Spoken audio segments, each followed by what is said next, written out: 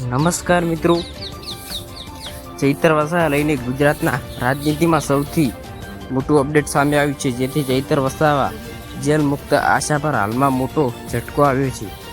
ગુજરાત હાઈકોર્ટે ચૈતર વસાવા સજા નાની કરવામાં આવી જામીન આપનાર અરજીને ફળાવી દીધી અને નર્મદા સેન્સર કોર્ટ તેમને 7 વર્ષની જેલની સજા ફટકારી હતી. આ સજાને સામે હાઈકોર્ટ રાહત માંગવામાં આવી હતી, પરંતુ હાઈકોર્ટ તાજેતરમાં નિર્ણય બાદ તેઓ હાલ જેલમાં જ રહેશે. હવે સૌથી મોટી સલાહ એ છે કે શું ચૈતર વસાવા જેલમાંથી બહાર ક્યારે આવશે? હાલની માહિતી પ્રમાણે 28 ઓગસ્ટ સુધી તેમને આ કેસ જામીન મળ્યા નથી, એટલે 24 ઓગસ્ટ નિર્ણય આવ્યા બાદ તેમને જેલ મુક્તિ થવાની સ્થિતિ સર્જાઈ છે. હાઈકોર્ટ પોતાના નિર્ણય ચૈતર વસાવા અગાઉ કેસો જામીન શરતો અંગે નોંધ કરી હતી અને કોર્ટનું કહેવું શું કાયદાકીય સૌ સમાન છે અને જાહેર પગ ધરાવતી વ્યક્તિ પાસેથી કાયદાનું પાલન કરવું જોઈએ.